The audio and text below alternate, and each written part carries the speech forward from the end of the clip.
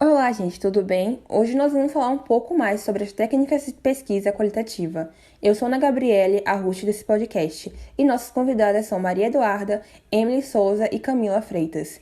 Então, Camila, como poderíamos iniciar essa conversa sobre as técnicas de pesquisa qualitativa? Então, Ana, para iniciar essa conversa sobre as técnicas de pesquisa, primeiro a gente tem que entender que ela não pode ser pensada isoladamente. Existe um instrumento de coleta de dados que eles precisam ser aplicados levando em consideração os sujeitos que estão produzindo essa informação.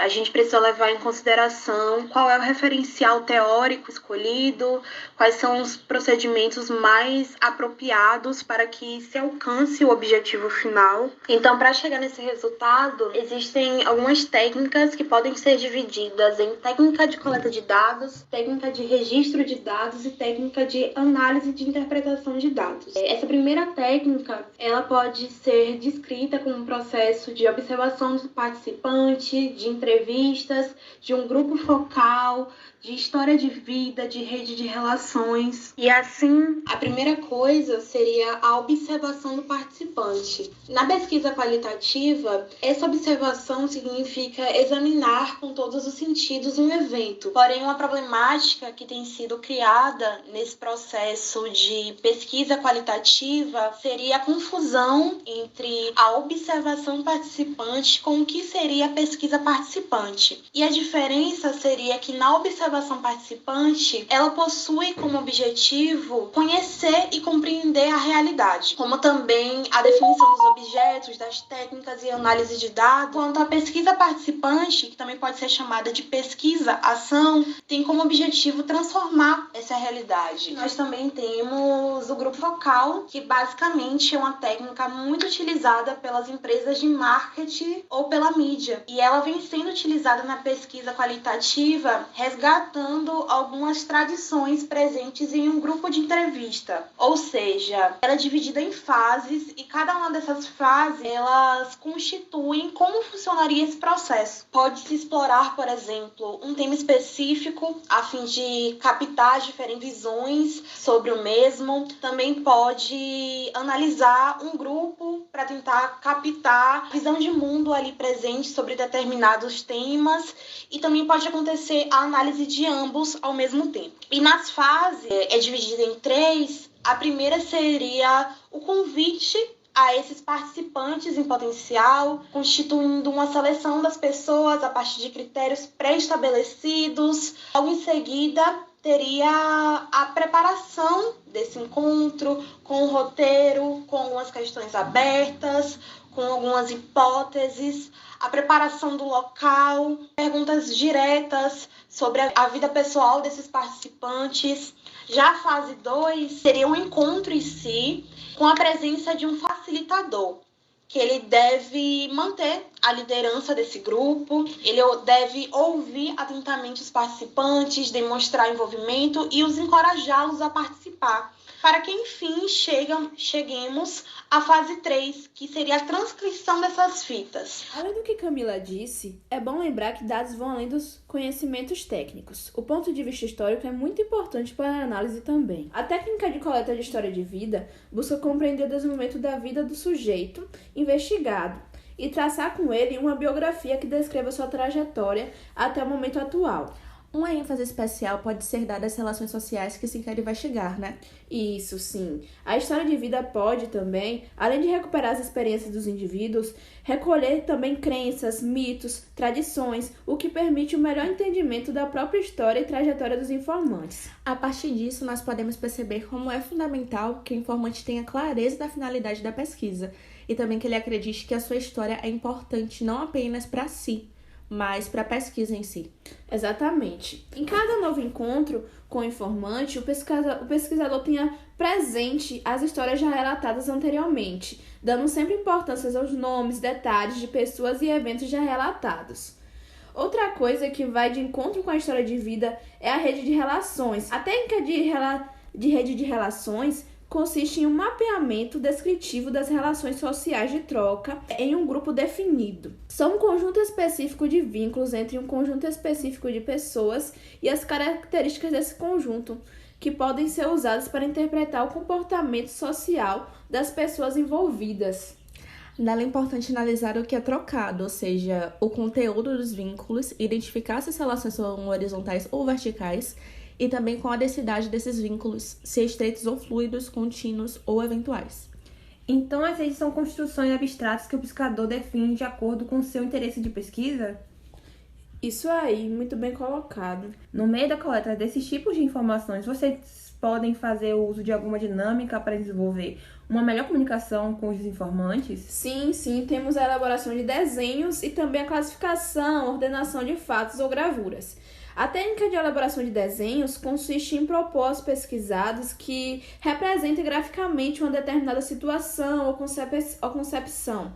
Essa técnica é apropriada a casos em que a comunicação oral não se mostra suficiente para levantar as impressões do pesquisado.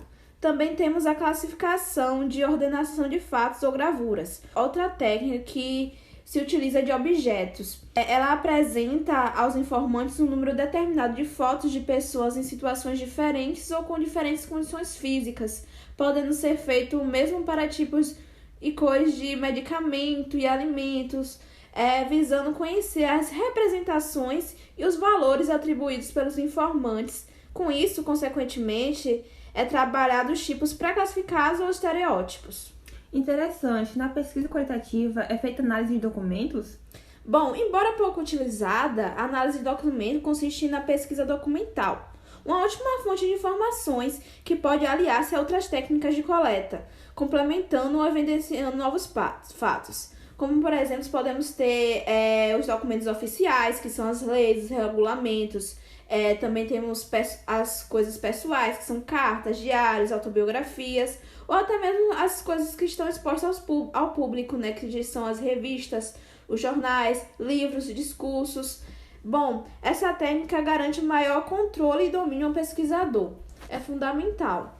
Gente, outra parte importante das técnicas de pesquisa são as técnicas de registro de dados. Uma dessas técnicas bastante conhecida é o diário de campo, e ela é uma técnica dos primeiros antropólogos para estudar sociedades antigas. Atualmente as tecnologias mudaram, obviamente, mas apesar de serem utilizadas outras formas de coleta de dados, o diário de campo é ainda necessário para registrar o dia a dia de visita ao campo. Mas agora em um formato diferente, um formato eletrônico, porém ele vai continuar relatando, assim como o antigo, que era feito em cadernos de forma manuscrita, vai continuar relatando os sentimentos e as percepções durante todo o dia do pesquisador, mas diferente do relatório de campo, porque este já vai ser preparado visando a sua publicação, enquanto o diário de campo é algo que pode ser publicado pelo antropólogo, caso ele queira, pelo pesquisador, mas será algo mais pessoal. Temos também a síntese de dados. Síntese seria a junção, né? Sim, esse é o momento inicial de sistematização de dados, onde os dados brutos serão esquematizados. Ele é importante pois funciona como um mapa, e é a partir da sistematização que o pesquisador vai perceber se os caminhos a serem seguidos terão lacunas, se eles necessitam de uma volta ao campo, e é necessário que essa sistematização seja pensada à medida que as informações da pesquisa vão aparecendo. Como assim? Assim, é porque, como eu disse anteriormente, esse trabalho de sistematização vai ser frequentemente revisto e refeito à medida que novas informações e novas necessidades aparecem.